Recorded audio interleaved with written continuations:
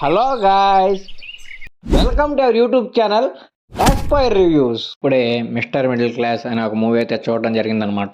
ఈ movie 2 hours run time తో ఆహాల్ అయితే స్ట్రీమ్ అవుతుంది అనమాట. సరే, మన శ్రీకాంత్ గారు ఉన్నారు, లయ గారు ఉన్నారు, మిడిల్ క్లాస్ అంటున్నారు కదా, అలాంటి కాన్సెప్ట్ మీద ఒక మంచి మూవీ తీసారేమో అని చెప్పి అలా చూడటం అయితే స్టార్ట్ చేశాను అనమాట. స్టార్టింగ్ 30 to 40 minutes బాగానే ఉంది. ఓకే, మూవీ మంచి ట్రాక్ లోనే పోతుంది, ఓకే ఏదో జరగబోతుందని అలా ఇంట్రెస్టింగ్ గా చూస్తాను నేను. కానీ అలా మూవీ పోయే కొద్ది ఏమైపోయిందంటే, ఏంద్ర స్వామి మూవీ అంతా ఇదే ఉంటదా, మనం ఎక్స్పెక్ట్ చేసే వెళ్తున్నాం కదా ఏం జరుగుతుందని చెప్పి చాలా చిరాకు అయితే వేసింది అనమాట. మూవీ కాన్సెప్ట్ కూడా ఆల్రెడీ మనం చూసిన కాన్సెప్ట్ లాగే ఉంటది, కానీ వీళ్ళు కొత్తగా ఏమన్నా చూపిస్తారేమో అని చెప్పి చాలా ఈగర్గా అయితే వెయిట్ చేస్తా అలా మూవీ అయితే చూడడం జరిగింది అనమాట. కానీ అలా వెయిట్ చేసిన దానికి వాళ్ళైతే దానికి వర్త్ ఫీలింగ్ అయితే కలిగి చేయలేకపోయారనమాట. మూవీ చూసినంత సేపు ఈ మూవీ ఎప్పుడెప్పుడు అయిపోతారో స్వామి అనే ఫీలింగ్ అయితే కలిగింది అనమాట. ఎందుకంటే అది జస్ట్ ఒక గేమ్ లాగా అయిపోయింది అనమాట. ఏదో అట్లాంటి ఇలా అయిపోద్ది, ఇలాంటి ఇలా అయిపోద్ది అని చెప్పి ఎడిటో తీసుకెళ్లిపోయారు అనమాట మూవీని. నేను ఏం ఎక్స్పెక్ట్ చేశానంటే, మిడిల్ క్లాస్ మూవీ కదా, ఒక మంచి కామెడీ ఎలిమెంట్స్ యాడ్ చేసి మూవీని ఒక రేంజ్ లో తీసుకెళ్తారేమో. అది కాకుండా కొంచెం ఆ దేవుడిని కూడా యూస్ చేసుకున్నారు అనమాట ఈ మూవీలో.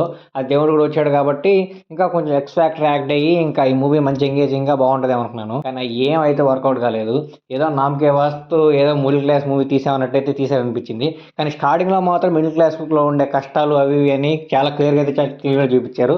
అండ్ లాస్ట్ లో కనుక్కొని ఏమి ఇచ్చారంటే, డబ్బు ఎందుకు మనిషికి అంత ఇంపార్టెంట్, ఎలా సంపాదించాలి, ఏంది అది ఇది సడన్ గా ఒకసారిగా డబ్బు చేస్తే ఏమైపోద్ది అని చెప్పి అంతా క్లియర్ గా అయితే చెప్పారు. కానీ ఆ స్క్రీన్ ప్లేనే అంత ఎంగేజింగ్ అయితే నాకేం అనిపించలేదు.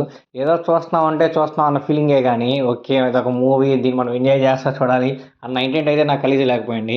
ఎవరైనా సరే ఈ మూవీ చూడాలనుకుంటే సజెషన్ ఏంటంటే, మీరు చాలా ఖాళీగా ఉండి నైట్ పడుకునే టైంలో ఏదో నామకి వస్తే మూవీ చూస్తా పడుకుందాం అన్న ఫీలింగ్లో ఉంటే మాత్రమే మూవీ చూసే ప్రయత్నం అయితే చేయండి.